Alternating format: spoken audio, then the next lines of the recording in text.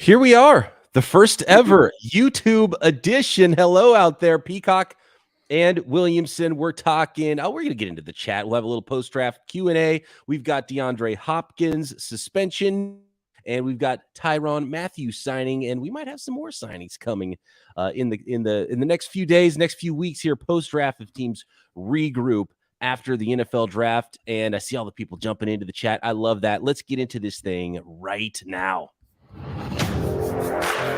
You're listening to the Peacock and Williamson NFL Show, your daily podcast on the National Football League, powered by the Locked On Podcast Network.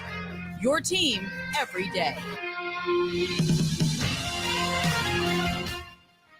Welcome to the Peacock and Williamson NFL Show. Brian Peacock and Matt Williamson with you at BD Peacock at Williamson NFL. Thanks for making us your first listen here on this Tuesday and our first ever live stream on the new YouTube channel. The first thing you got to do is make sure you hit the subscribe button on the Locked On NFL channel, the new home on YouTube of Peacock and Williamson. If you are listening in your car on your way to work, your way home from work, whatever your normal routine is, listening to Peacock and Williamson, and you don't do the YouTube thing, that is fine as well. But you could jump on over and say hi to us there if you ever wanted to and get involved in some of our live episodes and into the live chat. And I already see a bunch of folks jumping in on the live chat, and I appreciate you guys. What do you think, Matt? They get to look at our beautiful faces while we do this podcast now. Yeah, I hope we don't lose too many, long-time listeners after seeing our mugs here, especially mine. The Locked On NFL channel has a certain amount of subscribers already, and I'm hoping that number doesn't start to dwindle now. Right, like, oh no, put a face with the sound, and like, oh no, we gotta get out of here. No, I'm excited. I mean, just to expand in any way is great. To pull back the curtain a little bit, you and I record, and then you add all the good stuff to it, the bells and whistles and the ads and all that. So I'm gonna kind of just listen along, and I heard that the entry music that kind of got me psyched up. I don't usually have that. I have a habit of, during our podcast, I kind of walk around and kind of do my thing, and I'm hoping that I can kind of stay focused and remember I'm on camera, because I've done 8 million podcasts in my life, and rarely have they been filmed. Is this the portion of the podcast where you start doing laundry? Tom wants to know. That's usually my Friday radio hit at 1:20. It seems like that's when laundry comes out and I start folding things up. And okay, yeah, hopefully the animals here kind of help out a little bit too and do their part. And all right, Larry's not too loud and people don't walk by, but such is life. I mean, that's pull back the curtain. Yeah, Larry Bird might make an appearance on the podcast, especially when we start talking about the Cardinals and the Seahawks and the Falcons and some of those teams. Right. He'll get fired up about that. He's not a Ravens guy, though. That wouldn't fly too well. Ravens is really the one that he'll get upset about being a Pittsburgh there, the Pittsburgh Bird. So, Matt, let's talk about the big news of the last 24 hours or so, which was the suspension of DeAndre Hopkins. There was it looks like 6 games for PEDs. DeAndre Hopkins of the Arizona Cardinals will miss, and he did have a little post on Twitter about it and explaining his side of things. He said, "See you in week 7. In my 10-year NFL career, I've never tested positive for using PEDs. To learn that my November test came back with the trace elements of a banned substance, I was confused and shocked. I'm very mindful of what I put in my body and have always taken a holistic approach. So I am working with my team to investigate how this could have happened. But even as careful as I've been, clearly I wasn't careful enough for that. I apologize to Cardinals fans, my teammates, the entire Cardinals organization. I never want to let my team down. I fully intend to get to the bottom of this. As soon as I have more information, I will share it." DeAndre Hopkins. So I like how he took ownership of it. Yeah. And that was the type of statement that I could believe. A lot of statements you see around the league when things happen, you don't believe most of it. I kind of believed that from DeAndre Hopkins. He was straight up. I was thinking the same thing. Like, I hope he's right. It sounds like I can buy that. He's got he started it off. He's got a great history of, no issues whatsoever. Model citizen, great teammate, phenomenal player, potential Hall of Famer, all those wonderful things. But the facts are the facts. He's not going to be there until week 7. And clearly this is a blow to the Cardinals. And I 95% certain knew this was coming before the draft, before the Marquise Brown trade. My hunch is they still would have made the trade. I mean, that sounds like a very Kyler Murray friendly move. Let's mend those fences. Let's be buddies. but it also helps out too that they know that this was coming down the pike or something was coming. But it's a big deal. I mean, in that division, there's not a lot of room for error, and he's certainly different than the other Smurfs, Brown and Moore, and maybe AJ Green's role has to grow at the beginning, or Ertz or McBride they also drafted. So they have some options, They've got a ton of options. Yeah, Yeah. I don't think 6 weeks would have made a big enough difference to make the move they made for Hollywood Brown. I think that probably would have already happened, although maybe it gave them a little bit more urgency to pull the trigger on it, or give up a little bit more than maybe they would have potentially. But that's an interesting group of wide receivers, a ton of pass catchers there. You see the goal there. They want to throw a bunch of pass catchers on the field at the same time with Kyler Murray.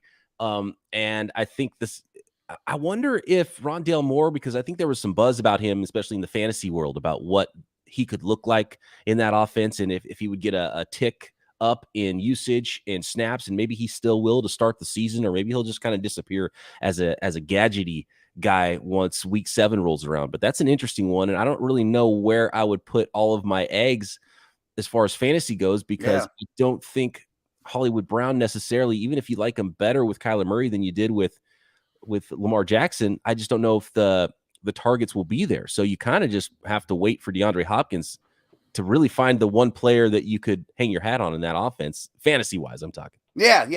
And we touched on it actually on Locked On Dynasty last night as well, and kind of came to the conclusion that I don't think this really hurts Kyler's fantasy stock all that much. Maybe Green, Ertz catch a touchdown or two, red zone usage might bump up for those guys. And, I keep bringing up AJ Green, and I don't think he's impressive, to be honest with you, this stage of his career.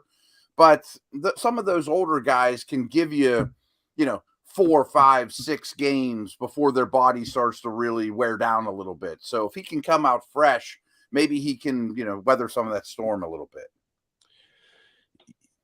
I do want to get the folks out there in the chat. Any questions you have, team specific, post draft, whatever's going on in the NFL, anything else for us on this inaugural YouTube live edition of Peacock and Williamson.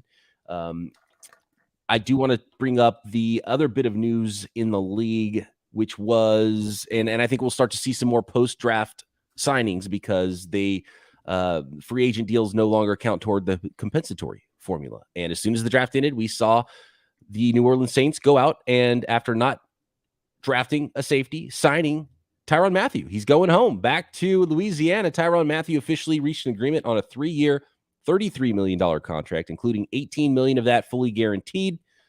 And according to Adam Schefter, language still needs to be finalized, but it looks like that deal is now final today. And Mathieu is going to be a New Orleans Saint. What do you think about this deal for Mathieu? 18 mil guaranteed of 33 tells me there's guarantees in year 1, clearly, and into year 2, and it might be a 2-year contract at that point. But at this point in Tyrann Mathieu's career, 11 mil per for a year or 2, that's not bad. He can be a difference maker for that defense, and clearly New Orleans believes they are in this thing right now, attacked needs in the draft, and now attacked their last need in free agency. Yeah, again, I mean, LSU guy, perfect fit. They've reshaped their safety situation. They also have Marcus May now. Williams is in Baltimore, but they're the ultimate aggressive, franchise. I always say it's Mardi Gras every day for the Saints, and they don't care about the hangover. It would push things down the road. Who cares? Let's win it now. And I'm not sure I 100% disagree with them either. I'm a Winston fan. I kind of proud of myself when they made the pre-draft trade for the Eagles that it really was for a receiver and a tackle. They passed on all the quarterbacks. They're in it now, and they're in it to win it. And then they trade up again for Olave, which I thought was a little, over the top. But hey, they don't care. They just want a couple stars every draft, basically. And they always play the Bucs tough. I mean, I think all of us will project them to be second in the South. But I certainly think, off the top of my head, that they're a top 7 NFC team, without question. Speaking of those Saints, Chris Olave, and looking at the BetOnline odds for NFL Offensive Rookie of the Year, in 2022? Chris Olave leads the way, plus 700 to be Really? Oh. offensive rookie of the year there. Yeah. And by the way, you can find all of those odds and lines at betonline.net, your number one source for all your betting stats and sports information. 2 is Kenny Pickett at plus 750. A little bit more on him later. We have some questions in the Twitterverse on this is actually a Twitter Tuesday podcast, I guess, technically, Yeah, but I'm going to jump into the chat for some questions as well. So we would get the fans involved for our first live broadcast as much as possible. Absolutely. So plus 750 for Kenny Pickett and Drake London, then Breece Hall, then Treylon Burks, then Garrett Wilson, then James Cook is the next highest odds to be offensive rookie of the year. You can find those odds and more. NFL futures, who will win the Super Bowl next year, NBA playoffs, Major League Baseball, everything, sports developments, league news, and reviews at BetOnline, your continued source for all your sports wagering information, live betting, playoffs, esports, and more. All you got to do is head over to the website or use your mobile device to learn more about all the trends and action at BetOnline, where the game starts. Thanks again, everybody, for jumping in here live and making Peacock and Williamson your first listen on the Locked On Podcast Network. Tons of other great shows here on the Locked On NFL channel, as well as each team covered around the NFL and every other sport you can imagine. Your team is covered right here on the Locked On Podcast Network. Let's go to Grant. Before we do BP, one quick little nugget here. I stole this from Evan Silva, but you mentioned the rookie of the year odds. Mm-hmm. I don't really love any of those at the top of the list. You know, there's not a slam dunk at all this year. And a name that Evan threw out there, it's either 30-1 or 40-1, is the new Houston Texans running back, Dameon Pierce. I mean, I don't know if he'll get a lot of carries late in games and garbage time, but not much in front of him. A sneaky guy. He's going to be in a lot of my fantasy teams. I like that just because of the long odds. Yeah. And looking at some of these and the odds aren't quite long enough, I would lean toward Kenny Pickett. I think I like that one just because he's a quarterback and was the only first-round quarterback and could definitely win that job against Mitch Trubisky. He's the most ready to go. That was the whole thing with Kenny Pickett as a prospect. He might be ready to play now. It's like what we saw last year with Mac Jones. Maybe someone like Kenneth Walker at 11-1 odds, just because, goes to a team that he's one of the top two, maybe even the best pure running back, even more so than Breece Hall. Breece Hall a little bit more versatile. So Kenneth Walker could be that player as well. But the ones at the top, I don't love just because you don't know how they're all going to fit in. I mean, Treylon Burks, I want him to have longer odds. He's 8-1. I would have liked him to be, 15-1 odds because he was the fifth receiver taken. But who is Tannehill going to be throwing the ball to over there? So that's an interesting one as well. Yeah, I'm a little shocked Breece Hall isn't number one, to be honest with you, but such is life. I mean, again, and it's only 8-1 where Olave is 7-1, so he's pretty close, but there's still a couple guys ahead of him. And like in the dynasty world, he's the first guy off the board in rookie drafts, which makes sense. Let's talk a little bit about the Cleveland Browns. Grant wants to know if the Browns think Watson is suspended all year, any chance they try to get Baker to play out the season? I don't think so. I mean, Brissett was signed for this reason. I mean, Baker's better than Brissett. I absolutely understand that. I just can't imagine a scenario where Brissett, Watson, and Baker are all chilling out in the quarterback room every day, and Baker says, "Oh, this is my team." I mean, I think that bridge is on fire. I mean, I don't think that bridge is repairable.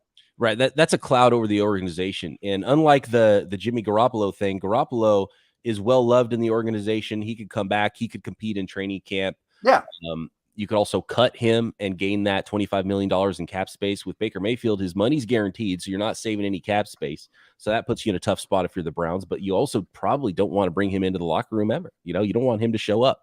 No, I don't think he ever puts a uniform on again. Right. No OTAs, nothing. So to me, if worse comes to worse for everybody, I wonder if just because they can't get rid of the contracts anyway, what if you just get a different face and you just swap those contracts that are nearly identical on those fifth-year options for Sam Darnold and Baker Mayfield? Would that be a win-win for both teams in Carolina and Cleveland? Maybe.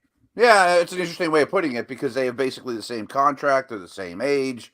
I mean, I think Baker's the better player, but there's extenuating circumstances. I mean, I mentioned this. I mean, and again, I have no sources, and it didn't come from the top, but there was a lot of buzz around that Steeler facility this weekend about Watson's suspension being lengthy and maybe a full year. I mean, the owners are not happy with the Browns. I don't even know who's the third string quarterback, because you do need another quarterback if your starter is going to be suspended for a while. And I don't even know who the third guy is there in Cleveland. That's a good question. I don't know that either. I mean, are there other stopgap names we're not thinking of? Could they go after Jimmy if they can deal Baker? That would be, I mean, if it's convoluted. If it's a full year situation. If you know that soon. If they could, but they would have to dump all of Baker's salary. And it sounds like teams don't want to do that. No, I don't think anybody wants to do that. That's a sticking point, right? I was taking a peek real quick at the depth chart to see what other quarterbacks are on the roster. Case Keenum's gone, Joshua Dobbs would be the next man. Oh, right. I'm very familiar with Joshua Dobbs. He is an undrafted free agent that goes by the name of Felix Harper, who I've never heard of in my life. Well, maybe he's the next Kurt Warner and come out of nowhere. Maybe. He's a 5'11", 180 out of Alcorn State. Felix Harper. Okay. It could be a bad year for the Browns. It just feels weird. And I think once Baker's gone and then you get clarity on the Deshaun Watson situation, if it's let's say it's 6 games, it's like, okay, now we know what we're dealing with. I think it'd be a better situation. But as of now, it's definitely Baker Mayfield's a cloud right now over that organization. Mm-hmm. And not knowing the Watson situation is too. And it's just, there's some bad juju in my opinion. Jay wants to know about the Saints and talk about their financial and cap situation. He says, do you think there's a financial angle to the Saints getting the 2 premium positions with their crazy cap situation? I can't even comment on the crazy cap situation for the Saints because it seems to never matter. And they went from $7 million over to having the most cap space in the league at some point this offseason. So I don't think it matters, but I think, most teams look at that and think we want to get the expensive positions in the first round if we can. And I think that trade worked out and the way the board fell. And I don't know if I'd love the value of going 16 to 11 for Olave because other players were available, but clearly they wanted the guy who was most ready to play. They felt most comfortable with Olave. He's very different from Michael Thomas if he is indeed back finally for the Saints. And then having Penning fall to them at 19, the board just felt great for the Saints, and it all worked out really nicely. And they got 2 premium positions in the first round, so I'm sure they were jumping for joy in the Saints draft room. And just speaking finances and economics, I would say that more applies to the left tackle than it does the receiver. They had an expensive left tackle. They value that position. They couldn't pay the old guy, and so they draft the young guy, and that's a massive cap relief there, just the swapping of that position.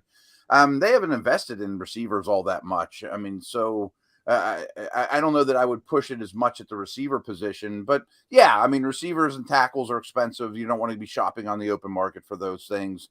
And another note too, I wouldn't have traded up for Olave. I thought they overvalued him a little, but they have a massive Ohio State pipeline there too. They had a massive need. He is, as you mentioned, very different than Michael Thomas. So I absolutely like the fit, especially the Dome in the South. So I like the fit. I don't know that I would have traded up though.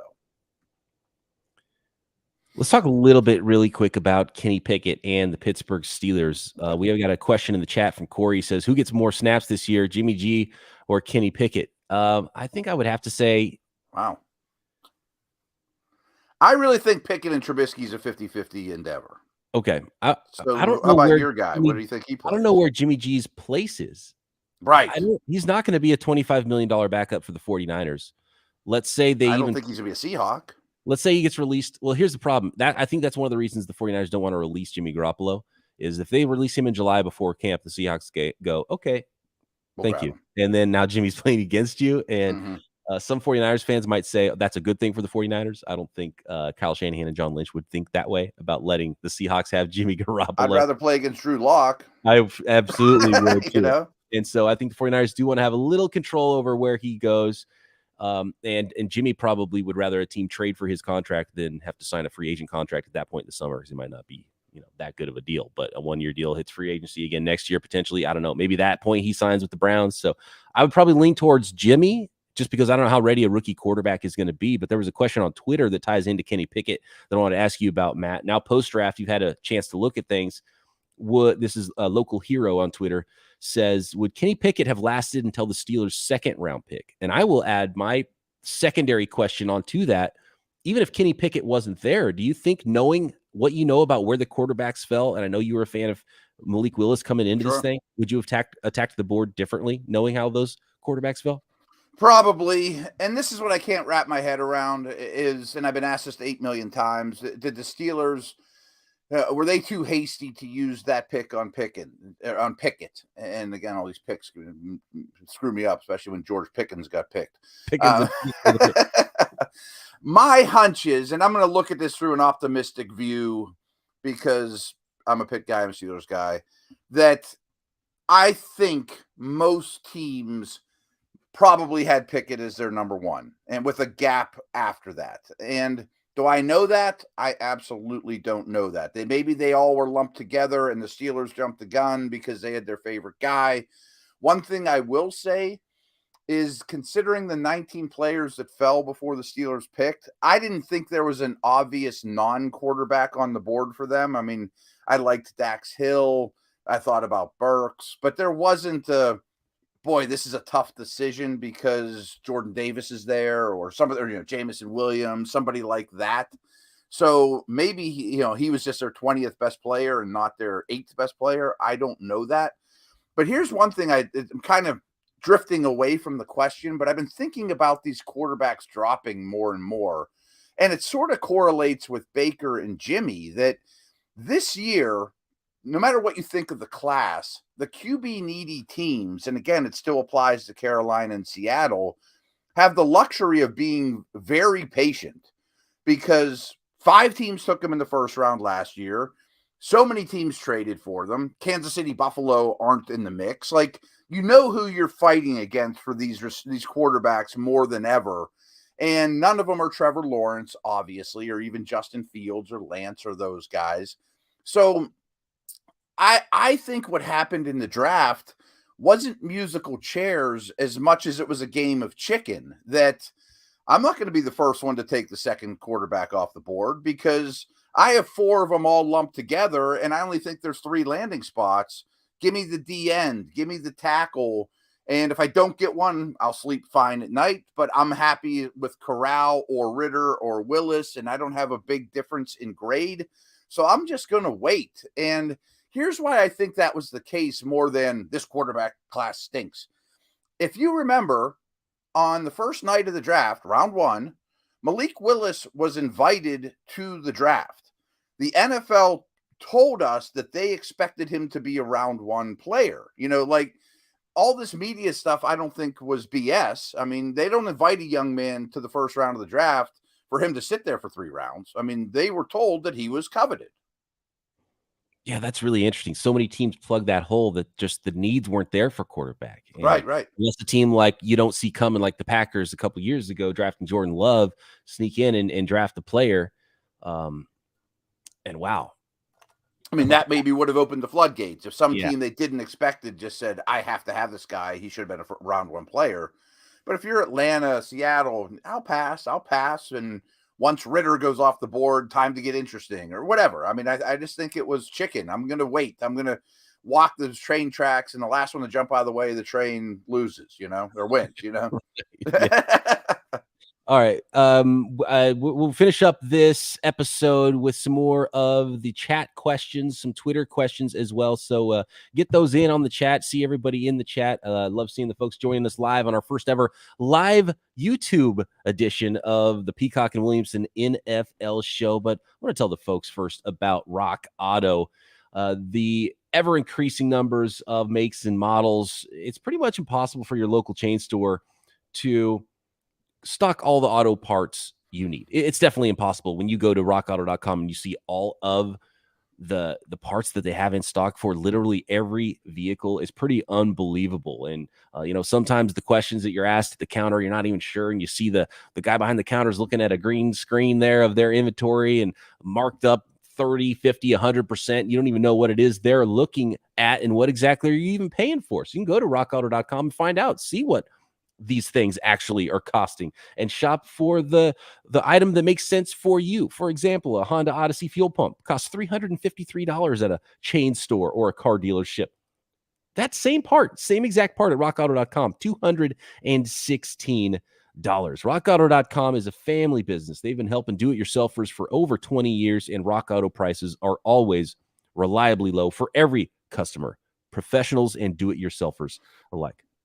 So get over to rockauto.com right now. See all the parts available for your car or truck. And man, it is unbelievable how many parts they have, no matter what it is you need, even if it's just the smallest thing, tail lamps and brake parts and motor oil and jumper cables, things that everybody needs for their vehicle, new carpet for the interior of your car. And make sure you write Locked On in the How Did You Hear Us box at rockauto.com so they know we sent you. Amazing selection, reliably low prices, all the parts your car will ever need at rockauto.com. How about the Tennessee Titans, Matt? Are the Titans in an awkward spot? Number 1 seed, but lost A.J. Brown, lots of money in Tannehill and Henry with tread on the tires. Are they rebuilding? Are they running it back? The best in the AFC South still? I don't think they're... Here's my take is, yes, they were the number 1 seed last year. But I don't think any of us looked at them and said, wow, they're clearly the best team in the AFC. Or really even... they're that much better than the Colts, who narrowly missed the playoffs as well. Good team, no doubt. Well organized, good coach.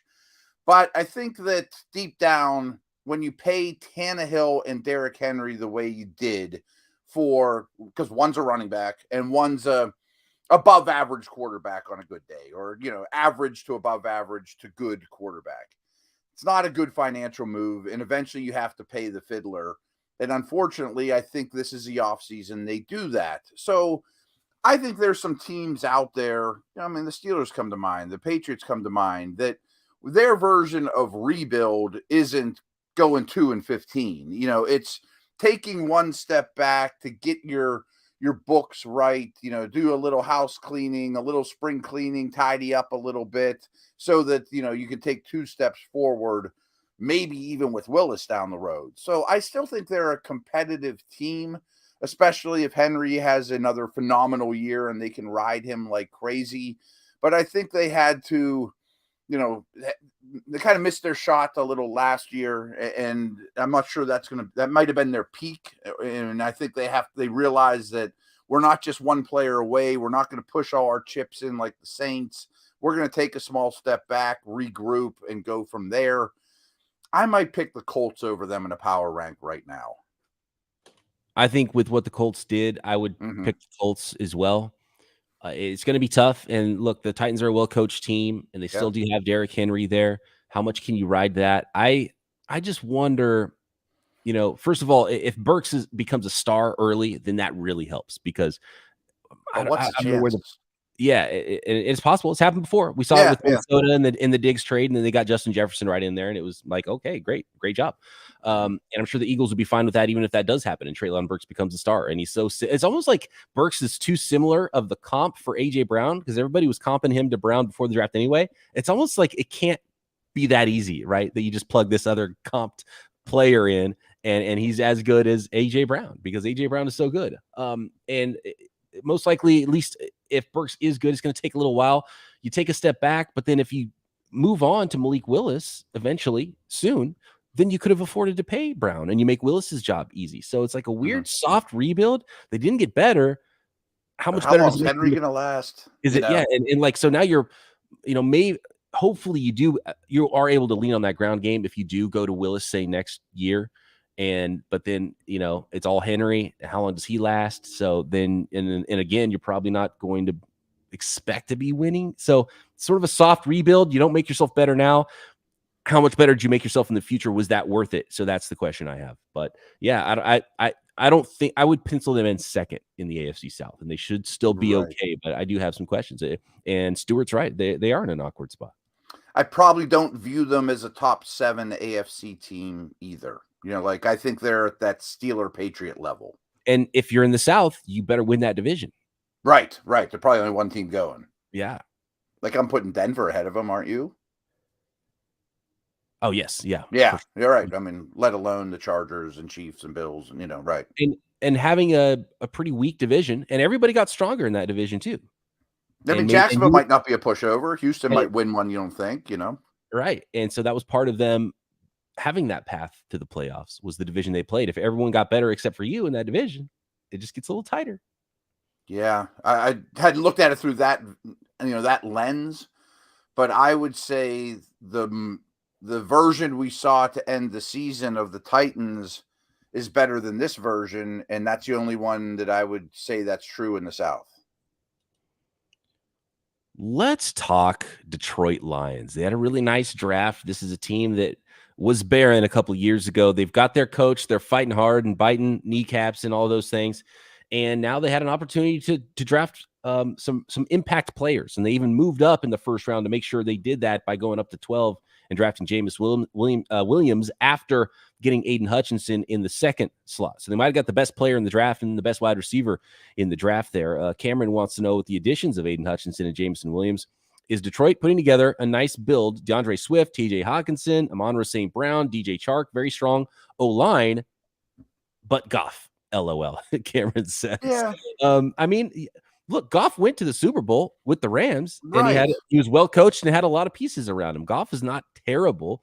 I was surprised they didn't want to do more post Goff, and we'll see what that era ends up looking like for the Lions long term. But clearly, they valued Goff enough internally, and they brought over, front office folks from the Rams, and so they knew Goff very well when they traded for him, and they believed in him enough, clearly, for him to be the guy for at least a couple of years now for them in Detroit.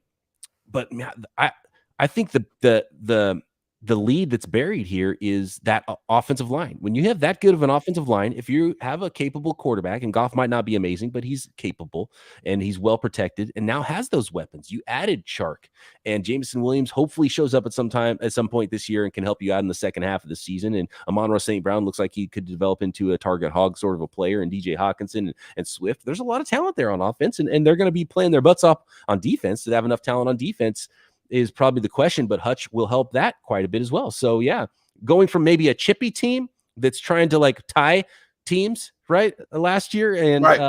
to being a team that could win a few games. I'm not going to project them to be a Super Bowl contender or even a playoff team, but if they were second place in the NFC North, would that shock you?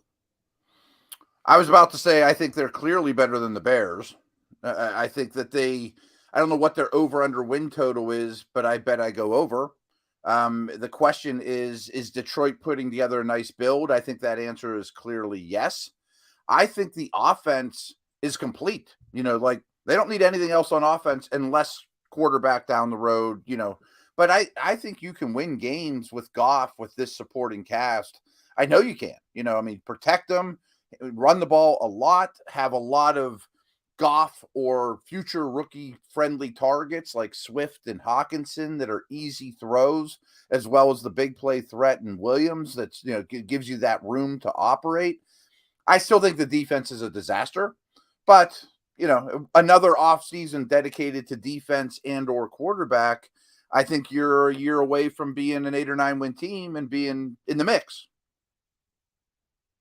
Samuel says he apologizes for all the amazing things that the Eagles are doing, apologizing to the rest of the NFL. Okay. Remember the dream team? I like what the Eagles are doing. How far are they going to go with their quarterback? And that's the question. And if the quarterback doesn't take them where they want them to go, there's no excuses for Jalen Hurts. Is he going to take another step? Because he took a step last year, and I'm not going to say he can't be that guy, but they're well positioned to go find that guy next year if they don't have that guy now. But the Eagles could be really good. That's going to be a fun division there in the NFC East.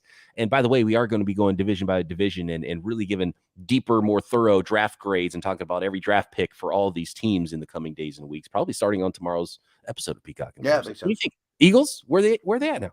I have a lot of respect for that front office, the way they build over the years. Linemen are a priority. They understand the value of positions. I do wish they would have addressed the secondary a little bit more. They kind of neglected that despite all their resources. And I'm with you. I thought Hurts was a backup type quarterback, and I know his last game wasn't great, but all in all, I thought he far exceeded my expectations, and I would have handled it as they handled it. But they have a tremendous backup plan if he fails. I think they'll be really hard to play against. I think that offense is hard to play against with the way they run the ball, and then you throw A.J. Brown in the mix. Contender, no. I'm sorry. I can't put them with the Rams or, the Bucs or the Packers. I may even have them behind the Saints that we talked about, but in that neighborhood. They might be better than Dallas, though. I think they could win the division. I wouldn't be shocked. And I say this a lot with teams, and we saw with the Bengals last year. They were that team. And almost every year there's that team. It's like, oh, crap, this team has arrived and they're here and they're legit. And if the Eagles were that team this year, I wouldn't be completely shocked. They've got a lot of pieces, and you do have to give a lot of kudos to the front office and what they've been able to do, maneuvering around, make the board work for them. And I love that. And I love how active they are. And they're still well positioned to continue to build that thing. So it's going to be a fun team. Let's see if they actually are at that point where you could start to look and say, you know what, they might have put it together. But I agree. It's the clear weakness of that team now as you look at the secondary. And are they going to be able to cover people enough? And there might be some shootouts going on with the Eagles and some teams, you know, with the weapons they have now on offense.